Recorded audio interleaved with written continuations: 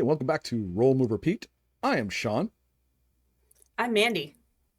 And I'm Sean's evil twin from a mirror universe. I want to know where you find all those. Believe it or not, I've made most of them up myself. I did get some inspiration from my family, but most of these I've done myself. Nice. That's awesome. It's pretty impressive. Hey, so welcome back. We're on episode 14, and tonight we're going to be talking about the game mechanics that draw us in. So these are mechanics in the games that we really, really like, that really make it so that way we want to keep playing these games and stuff like that. Anyways, we all just got back from vacation, so that's why there was a radio silence on all our socials, because I was in the middle of the ocean. I think Sean was like hiding under trees, and Mandy was like, Mandy was visiting Big Ben. You were sipping tea and visiting Big Ben? I was sipping tea. Yeah. That's awesome. Yeah. So we all had good we all had good vacations? Yep. How many board games do you guys play on vacation? 2. I got 2. I might have beat you. Oh no. Really? I found a board game cafe. Oh. And so we went there and I think we played like 3. It wasn't I didn't beat you by much. We actually tried. There was apparently, because we were in San Francisco for part of our vacation, we actually tried. There was apparently a board game called San Francisco, which just came out a couple years ago, and we tried really hard to find it, and we were unable to. So that we were kind of bummed by that, because we thought we're like we could play San Francisco in San Francisco. That'd be perfect. Did you play Japan in Japan though? No, we did not. Oh, see? We played it before we went to Japan. But you brought right. And it's all about creating a trip to go to Japan. So it kind of True. is perfect. Yep. Yeah. So we're all back. Now hopefully none of us are going to take another long vacation. Never mind. We will be taking long vacations, but we'll talk about those later. So anyways, we're going to start tonight with our first thing that we do is what we've been playing recently. So we're going to start tonight with Sean. Sean, I'm a little mad. Go ahead. So my most recent, I recently played is Frosthaven.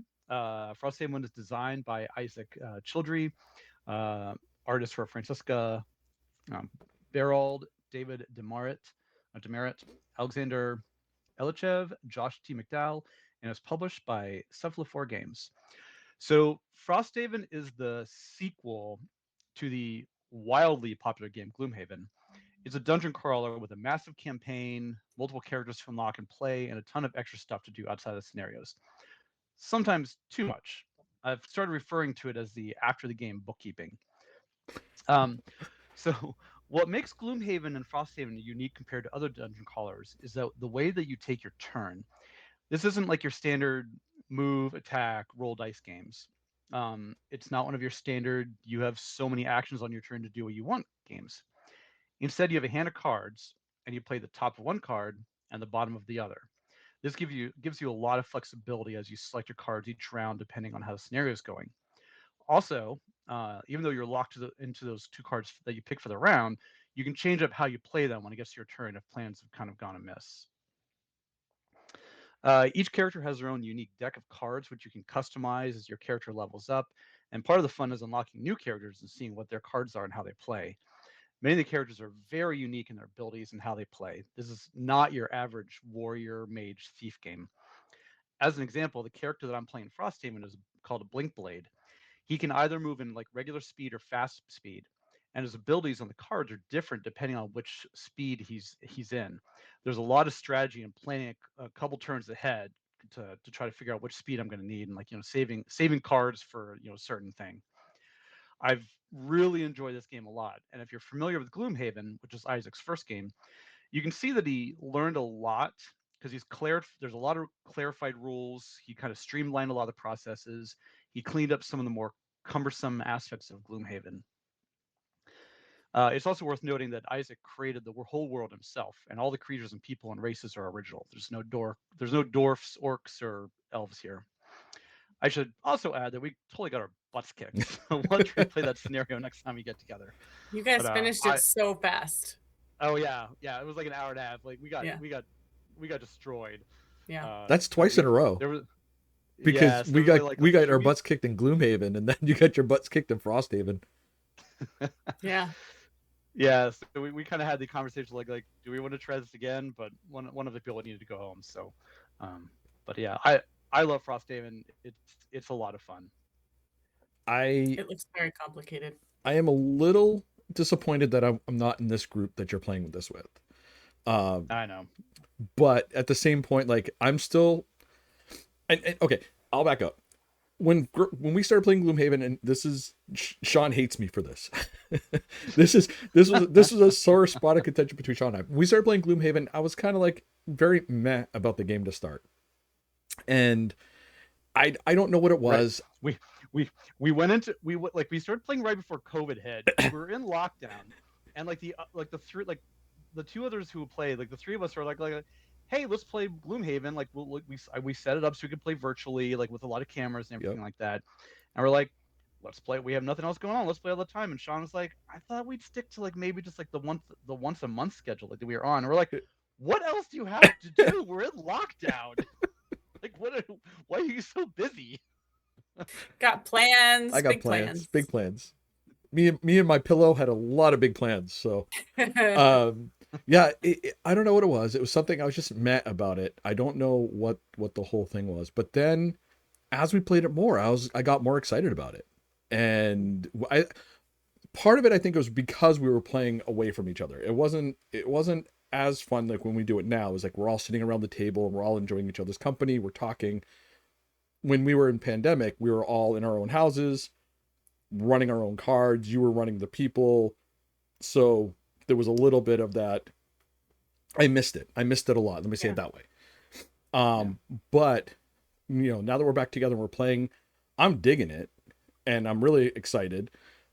We just got to get the group together. There's just one person that kind of decides that he doesn't want to join. I'm kidding. I'm kidding. I'm taking a shot at him. I know he's listening. But yeah, I love you, brother. I'm not gonna call you by name, but I love you. But It's yes, me.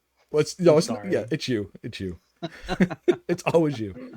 Um, but yeah, so like I said, I'm a little bummed out that I'm not in this group because I hear this one is a lot.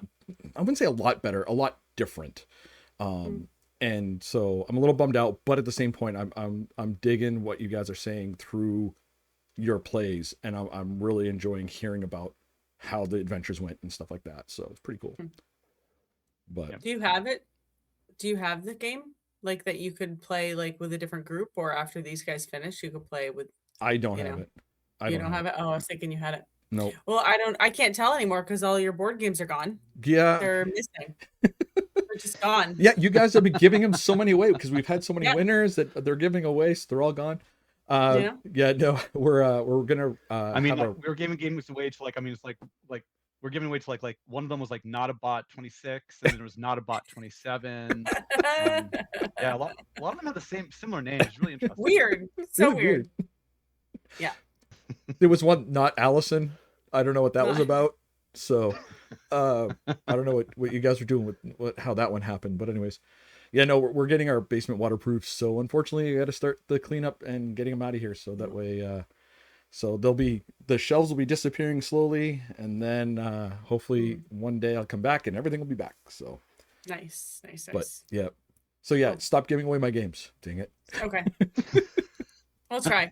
But Yeah. we do have not about 37 that needs one. So Oh man. All right. Let's see. We can give away. Oh, here we go. We'll give away Murder Mystery Party, the Death by Perfect. Chocolate. So perfect. yeah, there we go. I think I played that one. Have you played that one? Oh wow. I think we have. I think we have that one. I have a Chinese food one over there too. So, but all right, we're digressing a little bit too much. But A so little bit. Sorry. no, it's fine. Sorry, I don't play Frosthaven, so I need something to talk about here. I love when we get into conversations. So, all right, we're gonna bring up Mandy's next. Mandy, you are next, good. and me. it's you. It's me. It's Azul. It is I Azul. feel like if you play board games, you probably have this game or have played this game at the very least. So Azul is designed by Michael Kiesling. The artist is Philippe Guerin and Chris Quilliams, and the publisher is Next Move Games. So if you are not familiar with Azul, we brought this one out because we're like, we haven't played that in a really long time. Let's play. But it's just you're trying to impress the King of Portugal, if I recall correctly, by making this Some, beautiful something tile, like that. something like that. And you have to make this beautiful tile I Mosaic. don't know, remember mosaic. I don't know if it was supposed to be like on the floor or whatever. It doesn't really matter. But you have to pick tiles, and you're only allowed to pick certain tiles, and then other if you don't pick other ones, they go into the middle, and then people can start taking from the middle, but you have to take all the colors. If you pick a certain color, you have to take all of whatever's there. So if you can see all the ones on the screen there if you're looking on YouTube, and you can see like the snowflakes. If you want the snowflakes, you have to take all the snowflakes. You can't just take two. So sometimes that's unfortunate because you'll have to take some of those extras that you didn't need and put them down below, and it means you like broke the tile, and those count for negative points. And then you end up scoring in much a similar way as Scrabble, in that like if you put a tile down that touches two different lines, you count both lines, so you'll kind of double count that one tile. um I think of it like scoring like Scrabble, but it's a pretty simple game. I don't think it's difficult. It's easy. It's yeah, and it's still fun after all these years. I mean, it came out a long, long time ago, and we're still playing it. Do you play? Yeah, Sorry, go ahead, Sean. I was gonna say, I think, I feel like nowadays you kind of mention Azul to like, board gamers. A lot of people You're are like, like, oh, yeah. no, that's been there, done that. I want to play something new and fresh. But I think it's worth mentioning that when Azul came out in Mhm. what I forget, like 2016, 2015, it's probably something like that. I forget exactly when it came out. When it came out, it was a pretty fresh and different, unique Mhm. game, and it was people were like crazy about it, Mhm. rightfully so, because it was just very different from what was out there. So, Yeah. and I feel, and it still holds up. They made a bunch of different versions since then, and And they're and all yeah, different. I've not played the yeah, chocolate one, but the two, like I call it Azul 2 and Azul 3. I think they have real names. But I like all of those very independently, very differently. They all hold up completely as separate games, and I like all of them. I need to play the chocolate yeah. one. But other than that, all the rest of them are great. I love them. Now, Yeah. man, No, when it's a great game. Yeah. Mandy, when you play, do you play the That's a good you know what's question. going to ask? I know exactly what Which you're side do you asking. play? Do you play the one where you make your So own, or do you play the one that's already there? usually we play the one that's already there, but this time we just put him down and we weren't thinking about it. And two of us had it flipped over to the like where you make your own. And so we're like, oh wait, like which side should we play on? We all decided let's just play. We all know how to play this. Like it's been years. Let's just play on the side you make your own. And I think we screwed ourselves over. Like you immediately stop thinking about like the proper way to place things. And we're like, oh wait, I can't actually do this now because I messed up. Because you can only have one basically one of each design in a row and in a column. Yeah, it's like Sudoku. So it's like Sudoku, but so Yeah, yeah, essentially you want them all to be at a diagonal. That's the ideal. And if you play on the side where it shows you where to put it, they're all at diagonals from each other, all the matching ones. So if you make your own side, you have to really be thinking about that. And I thought about that for most of it. And then I messed up. And So then I said, "Oh well." Josh must be really good because he plays Sudoku a lot. He does play Sudoku a lot, but did he win? I don't remember if he you won. won. I won. Mandy won. No, Oh, I Mandy won. Yeah, won. Nice. I screwed up so badly, and I completely, I was like, oh man, I don't know if I can recover from this, because I'd really messed up Yeah, with like placing my tiles. So yeah. I Oh, think Josh did too. I think he was like, "Oh shoot, I didn't realize if I placed this here, then I couldn't place this over here." Yeah, oh wow. yeah, it's What? good, but it was really good. All right. When we come off the podcast, I want to ask you more questions. Well, okay. No, I'm going to ask you right now. So, like, what happens if you do mess up? Like, do you not get to place the You so tile? no, you I was trying to build like two columns next to each other. I could not complete the second column, and I just had to like kind of start on the third column, yeah because I couldn't, because there was only one spot space left, and it had to be this one certain color, except I'd already used the color in in the the row. next Got it. in like that row. So I couldn't complete the column. Oh wow. And then because I messed that one up and like messed it actually then like really screwed up my third column. So I only finished one column, and that's where you get most of the points completing the columns. Yeah. So Oh wow. Yeah. yeah, it was pretty bad.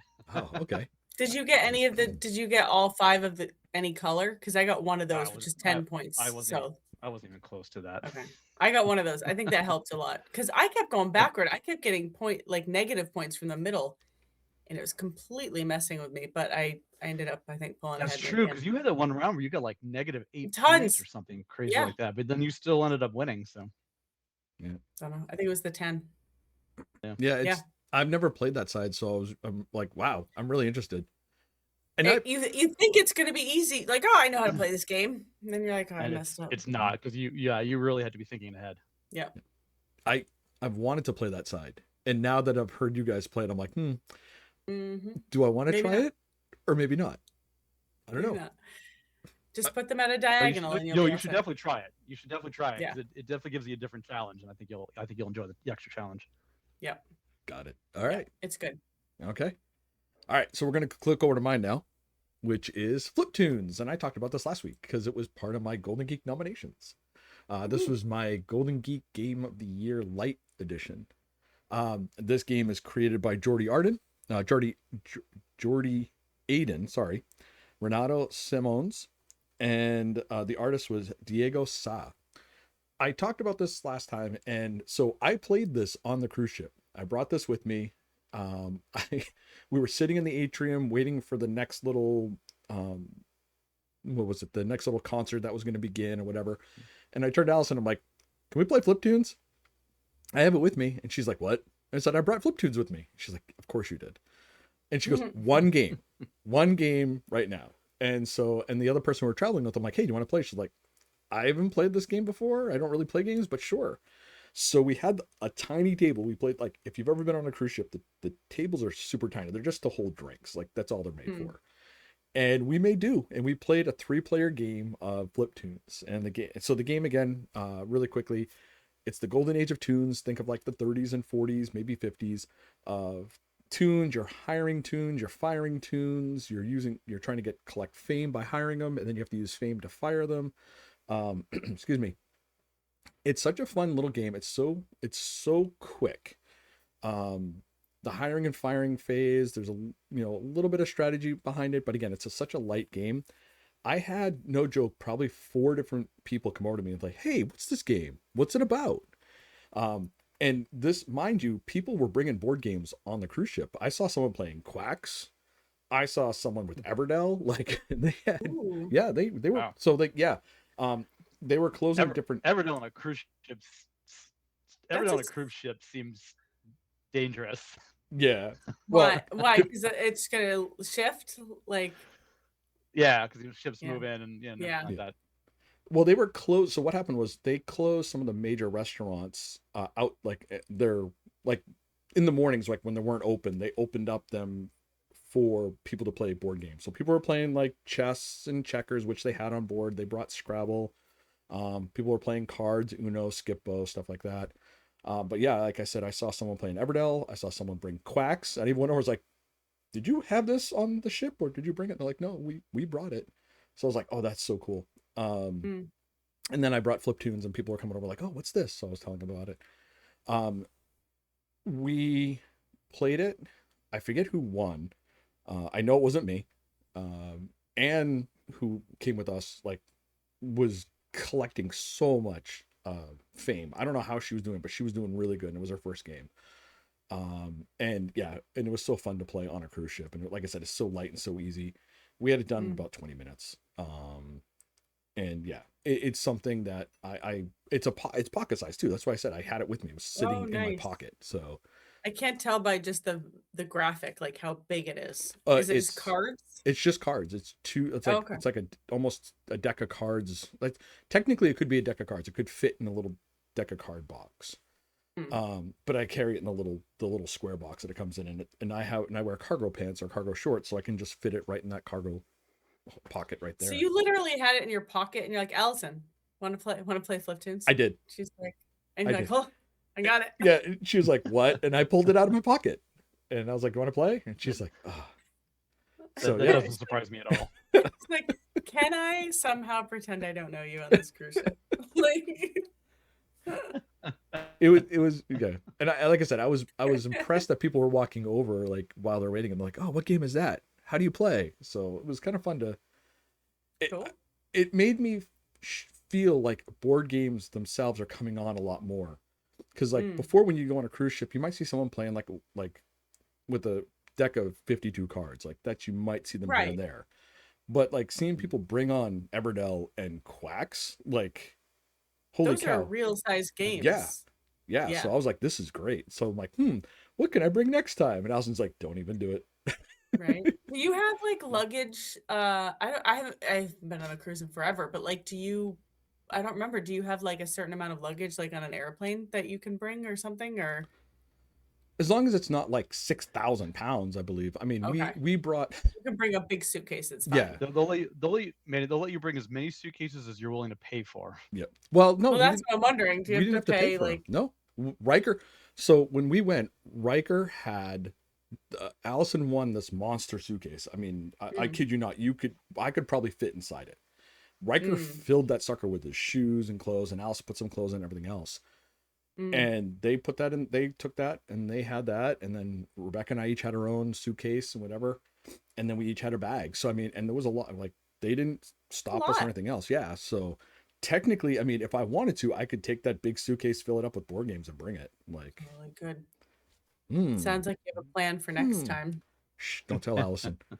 I think there's a board game cruise, isn't there? I There think we is. should all go on it. I feel like we There, there's need to actually do that. there's actually several board game cruises. There's more than one. I know Dice Tower does one, but Yep. I recently ran across another one too. So yeah, It's like Where do they there is leave more than from? one. I think mostly they leave out of Florida and they kind yeah, of Miami. tour around the Caribbean. Yep. Yeah. I want to do the one that We goes to might have to Alaska. do that. That would be fun. That'd be fun. Hmm. Be a lot of fun. Yeah. All right. Anyway, sorry. Got Nope. on cruises. Sorry. We got on Okay. cruises again. Again, we digressed, but We digress. It's late in the week. This is what happens. this is what happens when we all go on vacation and haven't seen each other in a while. I know. All right. So we're going to get to our topic at hand here today, which is games that draw us in. Game mechanics that draw us in. Excuse Mechanics. me. Mechanics. Specifically. So yeah, so we went through, Sean, Mandy, and I went through our prep, and we were talking about like what we wanted to do. And Mandy came up with a really great idea of game mechanics that we like. And so we went through and we're looking at different game mechanics, and each one of us kind of picked one that we really liked. And the good thing about it was that it wasn't like, well, you talk about this, but I really want to talk about it, but you can do it anyways. It was, we each had our own mechanic that we really enjoyed. Um, and so there wasn't any fighting over who was going to talk about what. But we also found out there's a lot of overlap between the game mechanics too. So, which you'll see tonight when we're talking, because as we're doing this as well, there's games that Sean and I are going to bang heads on because they're the same one. They fall into the same type of category. Like there's what he does also plays off what I like. So Mandy has a game too that kind of plays with what I like. So we'll talk about those. We're going to start with Mandy tonight. Mandy, you are talking about dice allocations. I So am. yeah, I so think what is I, dice allocation? I will tell you, but I think Sean came up with this idea. I don't want to take credit for it. Unless I did come up with it, and but I don't think I did I? No, you did. Was it Because my Did idea? I? I don't remember. no, because I Sean don't liked know. that. Sean liked that other one, which he'll talk about in a little bit. And then No, you were no, like, no. I mean the idea of game mechanics. "Oh, I thought it Yeah. was you." I don't know. It could have been. I'll take Say credit you'll for it. take Yeah, credit. it was Right? me. I Yeah, don't this know. was It my was idea. totally him. It was all him. I thought it was. I was like, I don't want Sean over there seething. Like I thought of that, and I'm like, I don't think I did think of it. I thought it was you. How Sorry, dare you Sean. If steal my glory. Sean, if it's your Right? glory, I'm sorry, man. I apologize. I I thought it don't was remember Mandy. whose glory is. We I don't talked at remember. like 11 o'clock at night, so I mean, I It don't was know. it was late.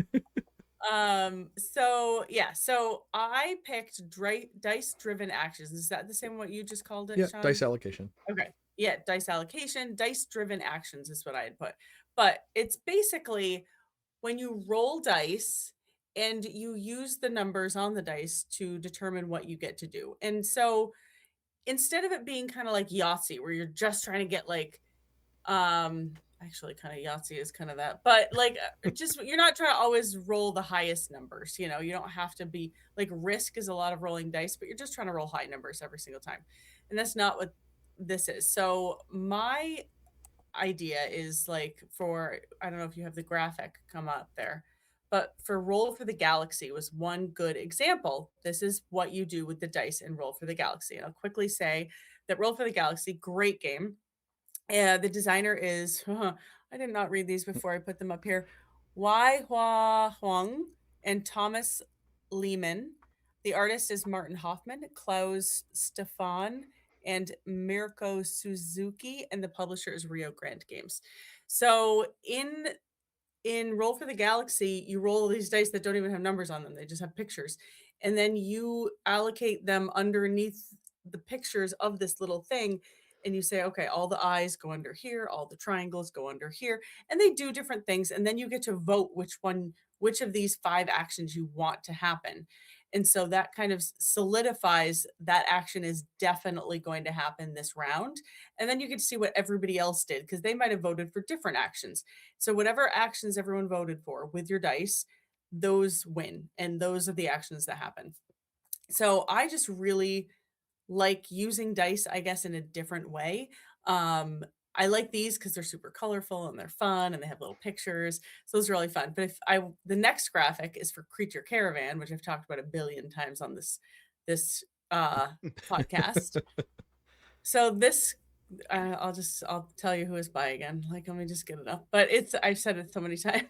The designer and artist are both Ryan Lockett, and the publisher is Red Raven. So in this one, it's more traditional dice. You have the little pips on it, so you have numbers, but you get to put those on to different things, and depending on what it is, that's what you get to do. So on this example, if you looking on there, it looks like a little. They've had a number 5 dice, and they put it right next to this. It's hard to tell in this picture, but it looks like a little like a purple purse. I call it purses. I don't know what it's called, but you do that. If you put it there, you get to take one of those. If you get a 1, you can just put it on the 1 and you get to take a card. So even if you get like a 1, you still get to do something. It's not like you have to roll really high numbers, which is great.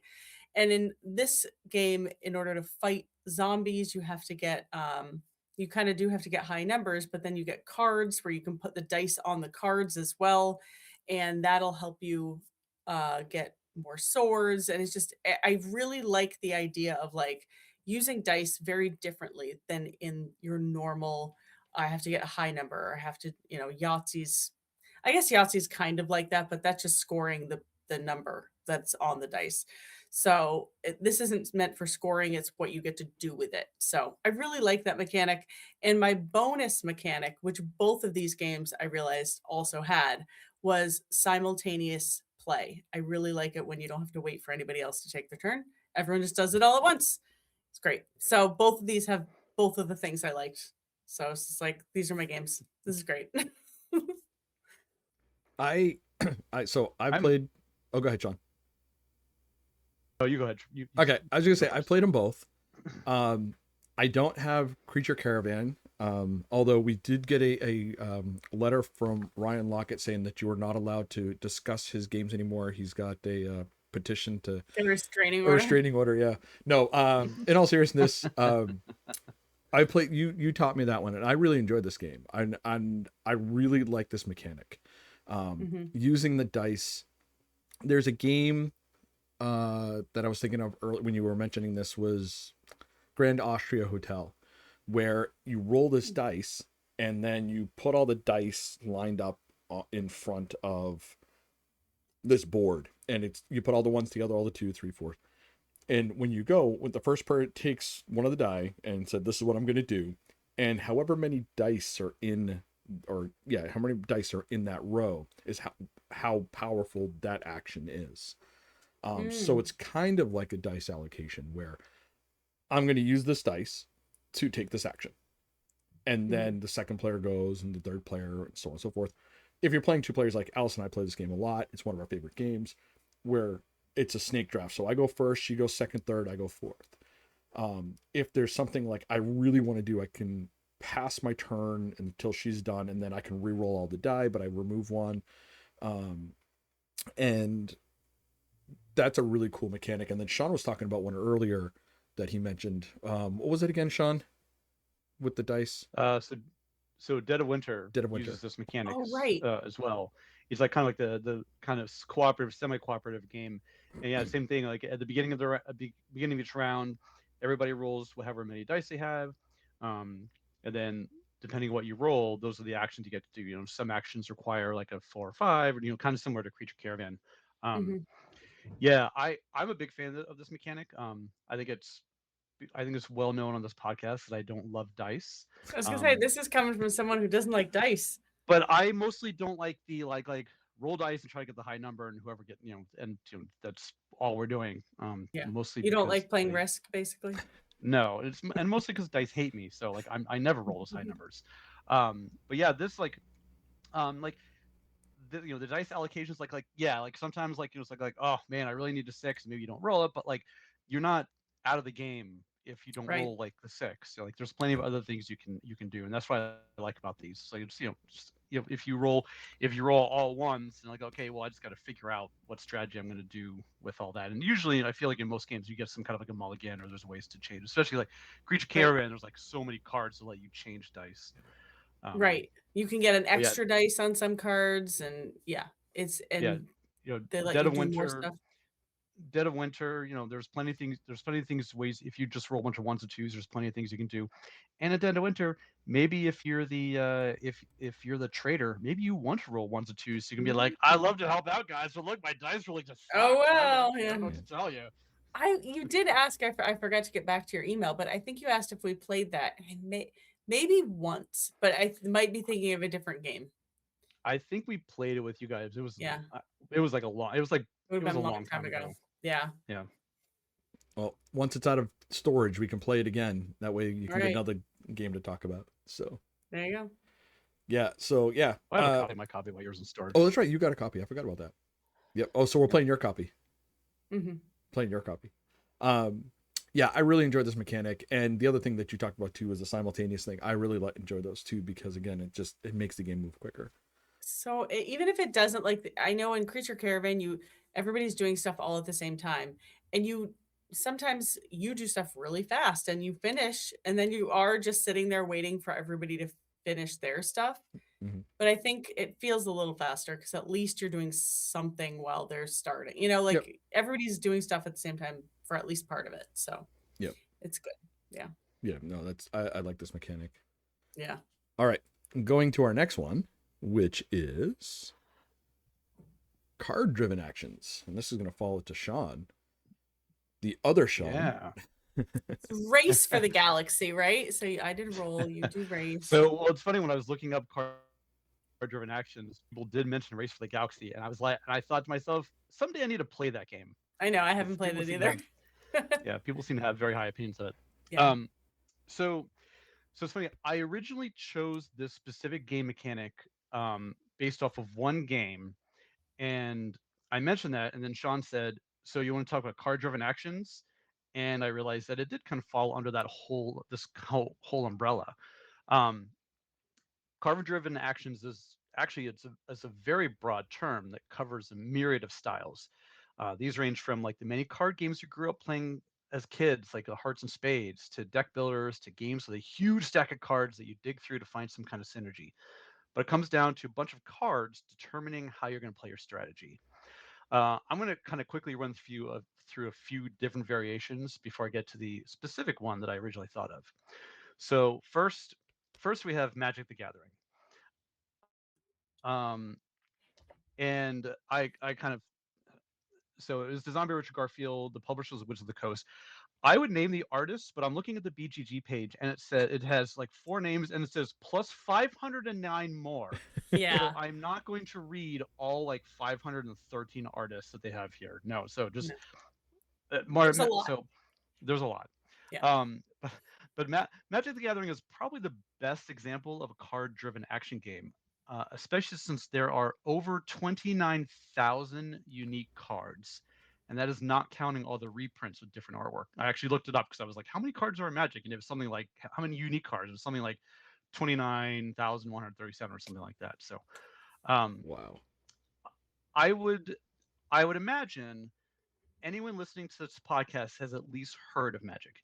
Whether you've played it or not, everybody's probably heard of it. If you're listening to this podcast, you probably have some cousin who plays it or something else. So in Yep. Magic, just a quick run through. You've got a deck of cards that you build yourself. You draw a hand of 7 cards, and you take turns trying to beat your opponent. The premise is pretty simple. The ever-growing number of cards and rules have made it one of the most complex games out there. So yeah, that's one of the biggest examples of card-driven plays.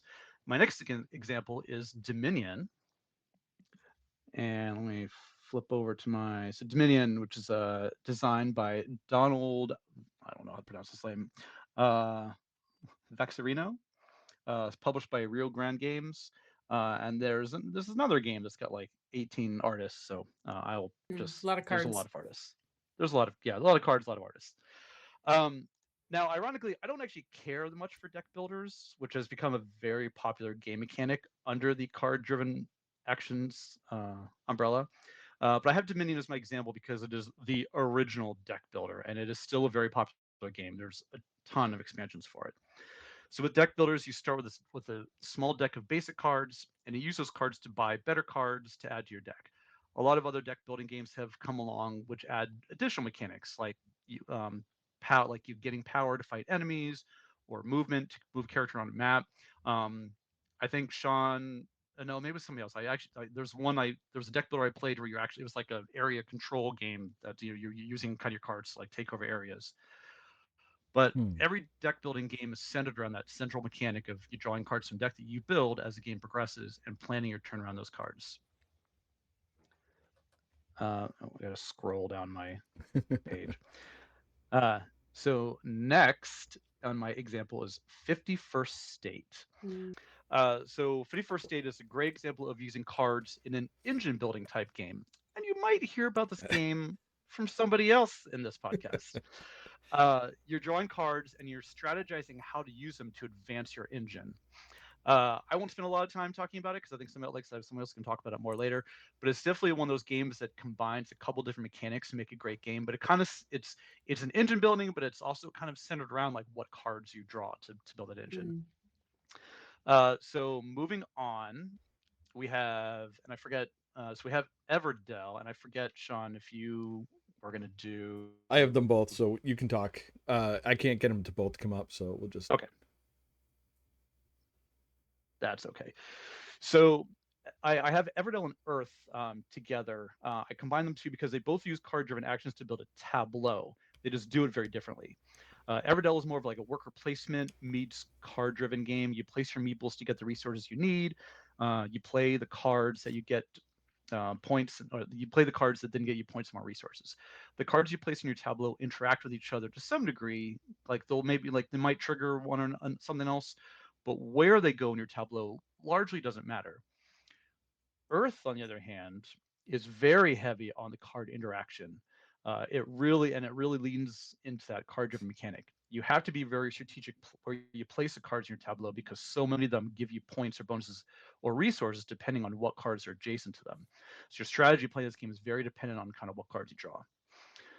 And then, last but not least, the game mechanic that I originally thought of that led me down this whole rabbit hole of card-driven actions is Arc Nova, which is I feel like is becoming one of our patron games because we talk about it Mm. a lot. So Arc Nova, of course, has a huge deck of cards that you draw from. The animals and sponsors you get will determine the cards you build your zoo, but it's the way that you take your turn that really grabbed me. So you have the 5 cards which have the different actions you can take, and depending on where the card is sitting on this track, determines how strong it is. If you want to build an enclosure, but your build action is only a level 3, you're limited to only building a 3 or smaller. When you play an action of whatever strength it is, that action then moves down to level 1 and pushes everything up.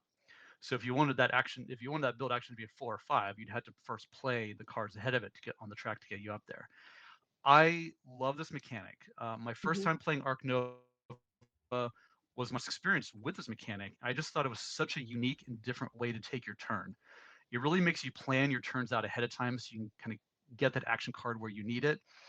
And sometimes you're stuck taking action you don't really want to do just to move things along. I don't think there are many games that use this mechanic, at least that I'm aware of. Sanctuary uses this mechanic, but we've already determined that that's basically Arc Nova Light. And I think there was some Civilization game that did it first. But yeah, so this is the mechanic that it really drew me, and that's kind of what I decided to do the card based actions off. So, um, and I talked a lot, so I'll let you guys. You can take a I, breather.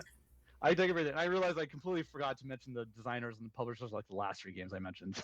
I was just like going down my script. Right, just all of them. I agree with the Arc Nova comment though. It's such a different.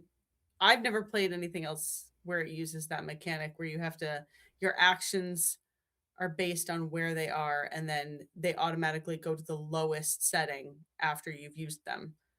I love that because it makes it so you're not constantly using one action like, oh, this is overpowered. They're all evenly placed. And some cards will make it so that you can, oh, this, after you place this card or you build this card or whatever, you can move any card you want to the first or the last or something like that. So Yeah. there's a little bit of extra spice in it. Like it's not always just the exact same thing. But even if it was, I feel like it would be fine. Yeah, I mean, there's definitely some of the cards definitely give you have some shenanigans to let you move Yeah. your action cards around. But yeah, I'm like, there's plenty of times where I'm like I don't need my build to be on a 5. I'm perfectly happy building a 3, so they're going to use it there. So Yep. All right. First off, Yep. it's not Arc Nova Oh. Light. I'm just saying that right now. It's Arc Nova different. All right. It is. You're never going to convince us otherwise, Sean. It's Arc Nova hard to learn is what it is. 'Cause Arc Nova, it's so hard. It is so much easier. Don't get me wrong, but if you know Arc Nova, then sorry, my chair is super uncomfortable. I'm just gonna move around a bunch. Yeah, if you know Arc Nova, you're like, I can't learn this game because I can't get Arc Nova out of my head. It's too similar, but totally different. No, So it's so. So, anyways, no, I really Arc Nova. This mechanic here of moving the cards around was really really fun, and it was so different because it was one of those things where like, I do what again? Like, yeah. the first time you play, you're like, I move this here, like it And just you keep forgetting to Yeah. move it. Like I kept forgetting to move it the whole time. yeah. And like again, some of my games, like I said, will bump heads with yours, because it has a different mechanic, but it falls under that umbrella. And one of the ones like you were talking about Aberdell, like there's playing those cards out so that way like I'm gonna play this card and then because it's got this symbol on it, I get to do this. I get to do this XYZ. I get to collect this. Or at the end of the game, I get to do this. So that's another mechanic there. I really enjoy these games. The card-driven actions. Technically, you could say that Gloomhaven, Frosthaven, they also fall under it too, because again, the cards that you're playing dictate the actions you're going to take too. Yeah. So there's No, so many absolutely. other games. Oh, there's so many.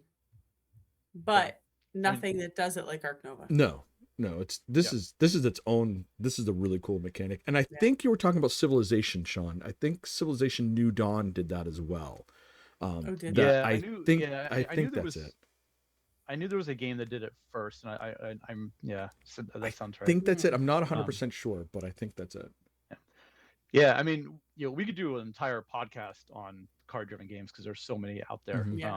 I kind of tried to limit my choices down to like games that were they were kind of different from each other. So I had the engine building one and the tableau building one, and the spend my life's fortune to buy all the cards I need one. Yeah. Yep. Yeah. How do you guys feel about the engine building? I don't know. I love it and hate it at the same time. Well, wait, think hold I'm on. bad at it. You're jumping ahead. You're You're jumping yours ahead. engine building? Mine engine building. Wow, you're Sorry. taking my thunder. Sorry. Mandy's taking my thunder. Jeez. All right, fine. I guess I'm just gonna jump into it. Jump right in. Or maybe she was giving you a segue. Yeah, A there's your segue. segue. There it is. It's our segue. It's funny you should talk about that, Mandy. I would love to talk to you about engine building. So yeah. So my Not thing is because I didn't write that part down or anything. We just went through podcast prep right before the show. Come on now. Yeah. No. Oh, look at engine I think- building. Right Yep, there, I see engine it now. building. I see it. Engine building. Got I, it. I think Maddie stopped paying attention to you like 4 podcasts ago. So might have. so basically, yeah. What engine building. Dan, you threw me all off now. I had a whole thing now, and I'm all thrown off. Do you want me to explain what engine building is? Because No. I'm terrible at it. So basically, engine building is you're gonna start off with a weaker system, like weaker cards, weaker dice, weaker whatever.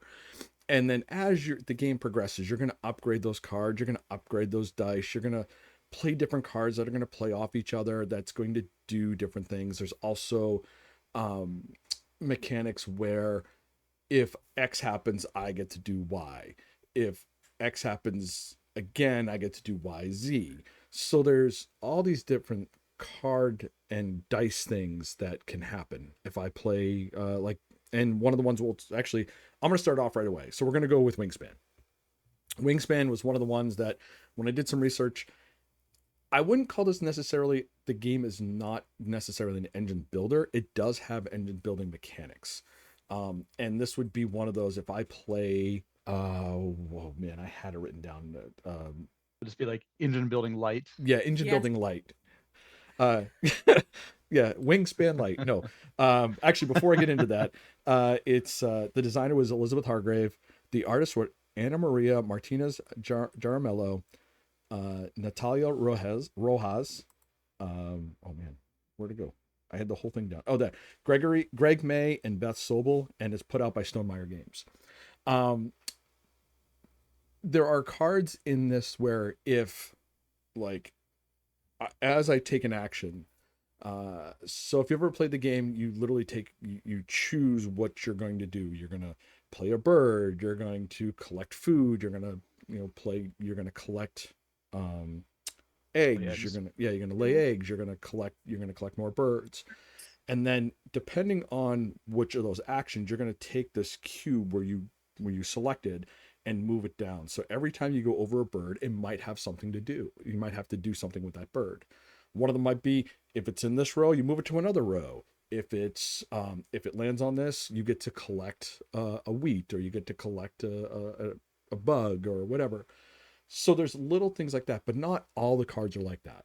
There are just some cards that just give you points. There's not every card does something. So that's why I say it's not a full engine builder. Mm-hmm. Everdell, which Sean talked about again, is the same way. Everdell was put out by James Wilson and James Wilson. I'm sorry, I had everything written down. I don't know where anything went. I'm sorry. I threw you off. Yeah, you threw me completely off. Well, I have it up here on the tab since I that's was true. supposed to say it and I didn't. There you go. Designed by James Wilson. Artists are Andrew Bosley, Cody Jones, and Dan May. Thank you. And publisher is Starling Games. Thank you. Made up for not mentioning it during my segment. And again, this is another engine builder light. Not every card gives you something that you're going to do.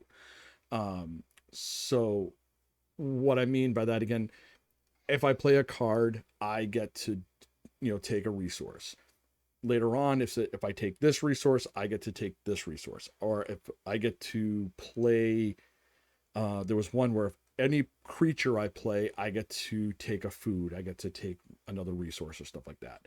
So again, this is another one where an engine building, but it's an engine building light. Not all the cards do that. Some of them are just end game. Some of them are just,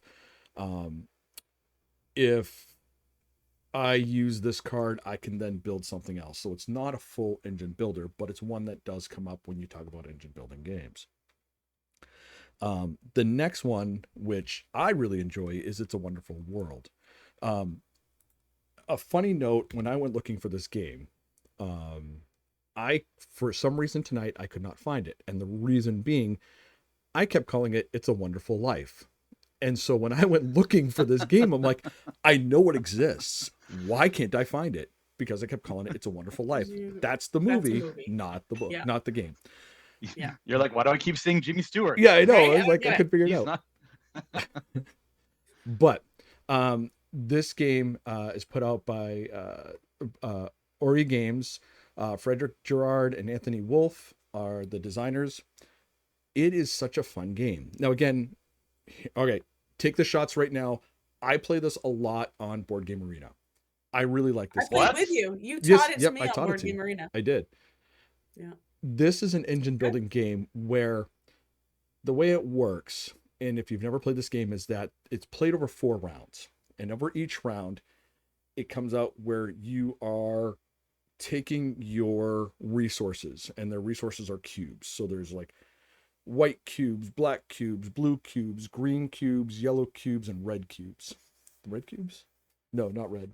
I forget. Don't know. And then there's blue tokens and red tokens. And then, but the way it works is that you first start with your white cubes or your gray cubes. And then once you allot those, then you go to the next one and go all the way down. What happens is that as you build cards that require these resources, they might give you access to more cubes of a different color.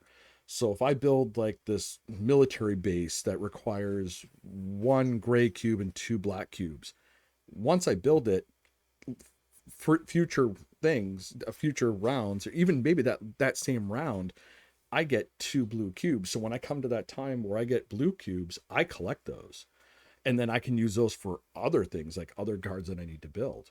So again, like this is a full type of engine builder where you're trying to figure out, I need this. And in order to get this, I need to build these cards. And the reason I'm building these cards is they give me points. Some of them give you points right away. Some of them say that for every military tank type card I build, I get a point. And then some of them are like, for every military tank card that I build, I get green cubes or something. So there's all these different cards way they play off. The game can be asymmetric, so everyone can start with their own, their own little civilization, and then they get points based upon how they build cards and which cards they build. So this is another big engine builder type game. The next one, You know, it's funny. go ahead. I have before you move on. I have played this game like 3 or 5 times, and for some reason, every time I play it, I then completely forget how to play it. Every I have no recollection. I definitely recognize it. I know I've played it. I have no recollection of how the game's played at all, and it's happened every single time I played it. I don't know why I cannot remember how to play this game. It's such a fun game too. It's such an easy and fun game. I know I've enjoyed it. Yeah. I've definitely played it, and I remember enjoying it. But each time, I'm just like, I don't remember how to play. Mm. I don't know. I just cannot remember the Doesn't rules stick. of this. And then going off another one that Sean mentioned earlier, this is not my top one, but this is another one, is 51st State. I really enjoyed this game. It is a blast. And this one you can consider an engine builder. Excuse me, because Definitely. as the game plays, each round you start getting different resources, and then you use those resources to collect points, to get more resources, to attack the other states, to defend your states, to build more cards, which builds up your city, or your state. Excuse me. So there's a lot of the way this game plays is an engine building. I need a certain amount of people each turn, so that way if I put a person here, I get 2 fuel. If I put a fuel on this card, I get guns. If I put a gun on this, you get these attack tokens. So again, you're trying to figure out the best way to, 1, defend yourself, 2, attack, and 3, build up. And not even in that order. Like, you need to build first, then you probably need to defend, and then you need to attack. Or you could just go full out attack. And again, the way it works is that you need to have certain resources in order to do it. So you have, again, I need guns, which gives me these attack tokens. I need fuel. And then there's other cards that if it matches symbols, I can use a construction token and destroy it and build a new one. So there's all these different mechanics in this that's an engine building. So you can really get something going and get so many resources, to the point where one time I was playing with you, Sean, I was collecting so many resources and I'm like, I have to dump them because I can't even use half of them. And because at the end of round, you can only hold so much, and at the end, I was like, goodbye, like they're all gone. So, Yeah, it's one of those games like you know it's a good engine builder because like the first round takes like 15 minutes because everybody runs out of things, and the last round takes like an hour because everybody has so much yeah, stuff to do. yeah, it's crazy. And this one isn't even my top game. My top game that I want to talk about tonight is Gizmos, which is a Mm, I love this game. monster good game. yeah, this is such a great game. And for those who haven't played it, um, oh, you know what? Let me do this first before I forget. Um, Gizmos was designed by Phil Walker Harding. Artists were Hannah Cardeso, Julia Ferrari, Giovanna Guillermo's, Matthew Harlot, and Saeed Jalabi. Again, I apologize if I messed up any names. They are located on Board Game Geek. Please go check them out. And Simon Global Limited, or Cool Mini or Not Global Limited, was the publisher of this game, as well as Asmodee. So, this game, you are dwarves building a gizmos, and you're trying to build the best gizmo. And it's whoever builds 15 parts of your gizmo first, um, or I think if you build 3 of the level 3 gizmos to add to your machine first, triggers the scoring and everything else. But the cool thing about this game is it's with marbles. So what you're doing is that you're choosing marbles, which then gives you resources to build parts to the machine that you're building, this gizmos that you're building. And as you're doing it, it's like you start off with the bare basic, like you get to take 1 marble from the row. But then later on, you're building stuff. And it's like, if I take a blue marble from the row, I get to randomly take 1 from inside the marble machine. Hopper. The hopper, yeah. So I get to reach in and just grab 1 randomly. If I take a red one, I get to take another one from the center. I get to choose 1 from another one. If I use 1 red marble, I can count it as 2. If I, put a card aside that it's filing a card, I can then take 2 random marbles from the hopper. So there's all these little engines that you can, all these little mechanics that you can build. These little parts of the machine that you're building that you then get more and more. You can have a turn where, I kid you not, you can actually play for almost 5 minutes, because if I take this marble, I get to do this, I get to build this, I get to do this. Oh, but because I built this other part of my machine, I can build twice now, so I can do this other thing. This one requires 7 marbles, but I can use two red marbles as 4 red marbles. So now I really don't need that 7. I only need like 5 or 3 or whatever. So it's a really, really cool mechanic, because this is a monster engine building game. And this is one of the top ones that comes out when people talk about engine buildings.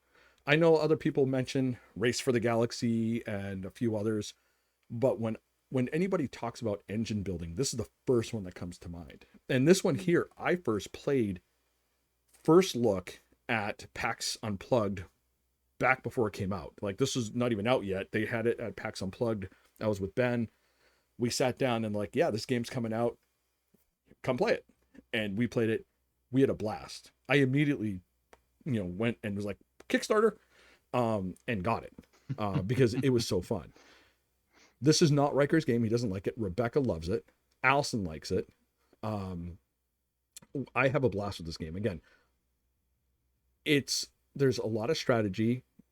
I would say it's a medium weight game, because again, there is a strategy behind it. It's not something that a first time game player could pick up right away. They'd have to play it a couple times in order to get it.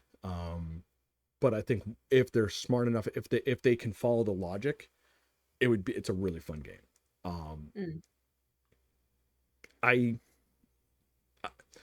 I would say that if I were to pick a game that someone says, I want an engine building game, let's go bring it out and put it on the table right now, what are you going to pick? I'm picking this one. This would be my number 1 pick. I love this game for this reason. Yeah. I think I remember my brother-in-law being like picking up this game really quickly and being really good at it. He really liked it. It's such a fun Is game. this? Did you Yeah. teach me this on Board Game Arena as well? I Did we might play have. it on there? Yeah, I think we did. I want to say we did. Is this the one where like it's like a bucket of marbles, and then in the front they kind of all like trickle down, so they're in lines. No, Yep. okay, no, that's a different one. I know What's what you're that talking. one? That's Potion Explosion. Yes, that's That's what I'm that's thinking a of. little bit of an engine builder because again, Not some as things much with though. that, yeah, with that one there, I think I um, played Gizmos. I don't know. I thought we no, it was just Potion Explosion. So Potion Yeah. Explosion is you're choosing again marbles. They come out in all these different little hoppers. Yeah. And Yeah. if you pick one marble and it causes two marbles to fall into each other that are the same color, they explode and you get to take them. Yes, And that's then what I so that's a remember. little bit of a little bit of an engine building in that way. The other thing is that as you make these potions, you can use them to then take more marbles from the hopper, steal marbles from someone else, Yep. turn marbles from one color to another. So yeah, that one there, it's an engine builder. It's not a huge one because again, you can't do it. It's not something you're doing all the time, but there is aspects of an engine builder because again, if you build 3 potions, you can use them back to back to back. So Yeah, that's the one I Manny, remember. Manny, according to my records, you have played Gizmos twice. I literally just looked at all the pictures on Board Game Geek and I was like, I've never seen this before in my life. I've What- never played this game. was I involved with I that? have board game stat proof that you have played it twice. Who'd she play with? Do you have it? Oh, It I must think, have been Sean because he wouldn't Yeah, mark it unless. we played it at PAX once. I remember I was playing at PAX once. Do you guys have it? I have it. Of course I do. I own it. Yeah, You yeah. both own it? Time I played it was at the very first time I played it was at PAX, and we played it with you. I Which- mean, that was in 2019. So You who? Me Oh and my me and Mandy, or me or Mandy and Christina, and Christina. So all 4 of us. and then we played it at your house in 2021. Yeah, I feel like there was a different game that I remember you bringing over that definitely had like marbles, but I didn't think it was this one. Yep. Oh, I remember that part. Never mind. I played it. That's The always little great. ring, That's always the great. little ring that you put Yeah. the marbles in so they don't roll Yeah. all over Yeah. the place. That part I remember. You don't remember the hopper, you don't remember, but you remember the Nope. ring. You remember the ring. Remember the little ring that you got to put the marbles in so they don't roll off the table. Oh man. Yeah. Yeah. I don't remember anything about the game. Just like you were saying the other one, you don't remember. You played it how many times? You don't remember? It's kind of like this Yeah, one. one, four, four, yeah. I would have sworn I hadn't even looked at it ever. Unfortunately, I just packed that yesterday. Mm. So well, That's all right. I got a copy. okay, sitting right good. behind me. All right, so we have Dead of Winter and Gizmos that we'll be playing. Mm, So There we we'll go. get both of those. excellent. But all right, final thoughts before we close up for the night. My mechanic's the best. No, I'm just kidding. We're not like doing that tonight, I like Sean. them. I will say I'm terrible at the engine builders. I just forget to do all the things that you've got to, once it gets going, Mhm. you're like, well, because I did this, I can do this, and I can do this. And Christina is amazing at it. I am terrible. She I does just the forget one by all step. the She things. literally goes, I do this, Yep. and then she goes to the next one, and she goes to the next one, I and she do goes to the this, next one. I do this, She's and then very- she she's says very it all. She's very Yeah. methodical. Yep. going And she through says those, it all yeah. out loud, so she's not cheating. But like, I can't. I don't know why my brain doesn't think like that. It just stops, and I'm like, I don't know. I probably have other things, but I'm Yeah. It's not a Ryan Lockett game, so you don't really care. That's Whatever. the- If he makes an engine building game, then maybe I'll be into it. We'll see. All right, everyone, that's our show for I mean, tonight. Creature Oh, sorry, I mean, go ahead. Creature Caravan has A little bit. some engine Little bit. building, like Yeah, there's a little bit. Like every little bit, time 'cause you it'll be can like trigger if you things. build this, yeah. Every time you you camp on a White Castle, you'll get this, or every time you do this, you'll get this. It's not a ton. It's not Yeah. usually like it builds off of this, which builds off of that, Yeah. which builds off of that, which builds off of that. It's just like maybe one. I'd Little. I'd put that in the same category as Potion Explosion. Mhm. Yeah. That's where I'd put that, because again, it's not something that happens all the time, but if X happens, you do get Y. Right. So So all right. anyway, All right. okay. Yeah. Okay. Well, I'm sorry. that I almost prematurely closed the segment here. okay. So, but I think now that we're all done, we're going to Okay. say I'm goodnight. all done. You're all done? I'm all done. I'll say nothing else. No, you can say goodbye, but thank you for joining us. We'll see you again in 2 weeks. We're actually going to talk about mechanics that we don't like. So Yeah. so we were talking about some of our controversial picks. This will be one controversial one that we have coming up. Yeah. Although I don't have any, so this is all on you guys. So you guys are going to be getting all the hate mail. I don't have any mechanics I don't like, so that's fine. I think You we'll can probably find guess one. what mine is. You can probably guess mine because I mentioned it in many podcasts, including today. Yeah. I know what yours is. Oh man. Awesome. All right. Have a good night, everyone. We will see you again in 2 weeks. And until then, may the dice rolls be ever in your favor. Have a good night.